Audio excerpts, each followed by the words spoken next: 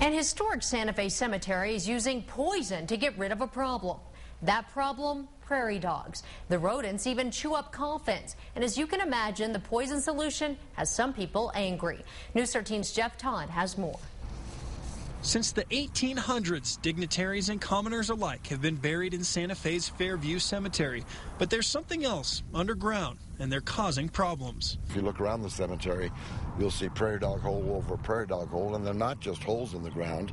They push up a lot of dirt and make big mounds around the holes, often obscuring flat headstones in particular. The caretaker says the biggest problem isn't actually the holes on the surface, but the labyrinth of tunnels underneath the ground, which are ripping up irrigation lines, breaking apart sprinklers, and even worse. And this is, part of the coffin. The prairie dogs are digging up pieces of indigents who were buried about a century ago.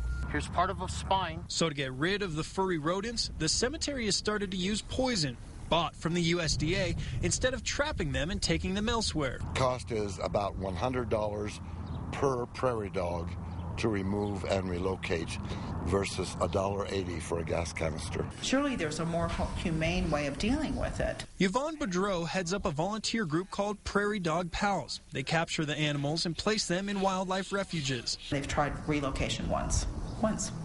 And they didn't have any follow-up done, but so they're spending their money to do an inhumane thing when they could spend it to do something that's more 21st century. The cemetery says it spent about 10 grand on a relocation effort about 5 years ago. And that did absolutely nothing.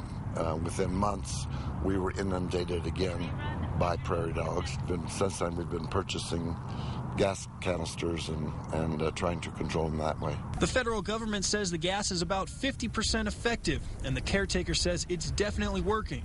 The Prairie Dog Pals say the poison comes at a cost. We are not just poisoning these species, but we're poisoning ourselves. In Santa Fe, Jeff Todd, KRQE News 13. And a cemetery spokesman says they spent about $1,500 on poison last month, but caretakers know the prairie dogs will keep coming back because of all the construction and open space nearby.